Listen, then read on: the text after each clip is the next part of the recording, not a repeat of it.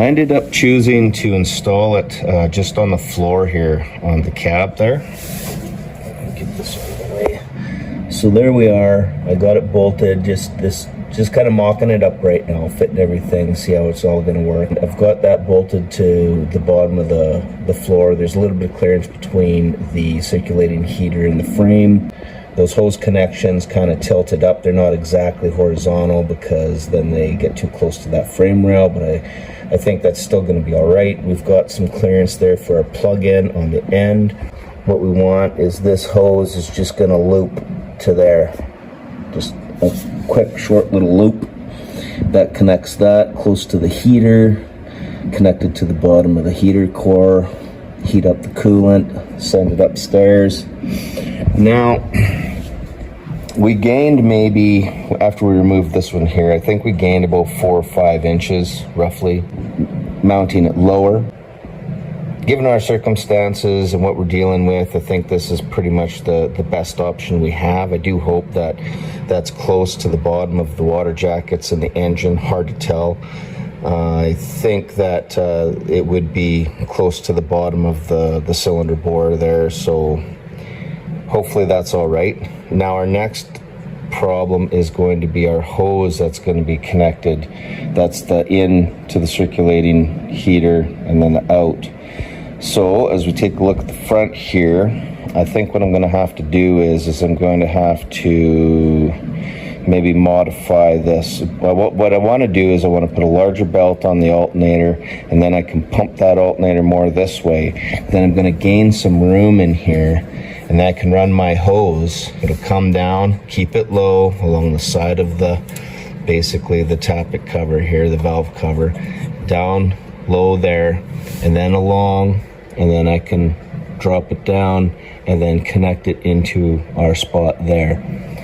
So in order to do that, we want a longer belt, and that might end up having us right at the end of the travel on our alternator here. Just built a new bracket here for that alternator. There's the old one there. So there's a 3/8 bolt that bolts onto the end of the cylinder head. And then here's your slot here, and then this is going to give you your travel to tighten up the belt. Ordinarily, what I would do is I'd use like a pry bar of some sort, and I would use that to get leverage, pull that alternator over, get where I want it, and then tighten down this bolt right here to keep it in place. So the new bracket that I made up here, this is just a piece of 1-inch square tubing. We got our hole here with our bolt, which is the same as that one there. This one's going to go into the alternator here, and then we've just welded a nut on the end. This is a 5/8 ready rod, so these are 5/8 nuts, these 3 here. And then what I did on the end was I just welded a 3/8 coupler nut on the end. Reason being, so this is going to be the same size as that one there, just as it would be for factory. So what we did was we drilled out those 5/8 nuts. So just drilled those out to 5/8, and then this is just 5/8 bushing on the outside and 3/8 on the inside here. So this is going to replace that bolt there, and then what happens is it just slides. This is just going to slide or hold it there, right? So this will be adjustable. It can move up and down, and then when we put tension on it, it's going to push against it as we thread this in and out of here to tension our belt.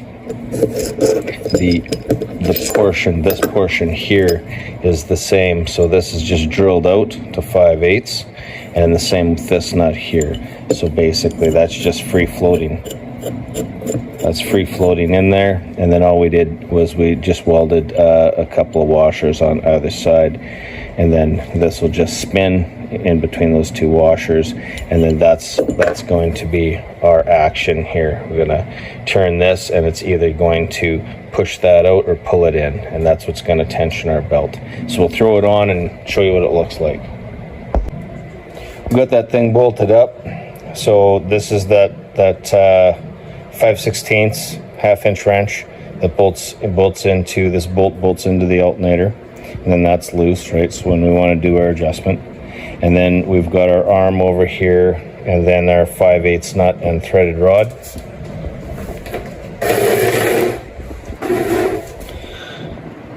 Now over on this side here, we've got our pin that bolts in. That's the exact same spot it was with the factory setup.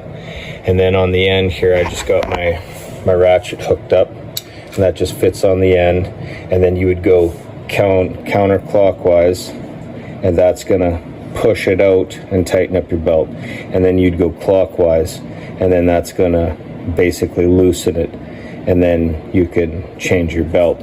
So the whole purpose behind this again was to create the space in here, so it just gives us more room to get our hoses.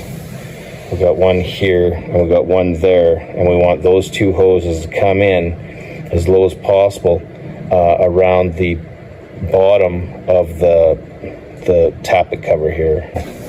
Keep it as low as we can along the bottom of that tappet cover, and then hook up onto our circulating heater down there, and then hook onto our return line coming back.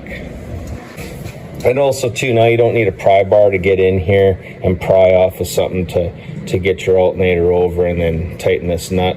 That's the way I used to do it before. Now all you don't need a pry bar, all you need is a wrench, and then just tighten it.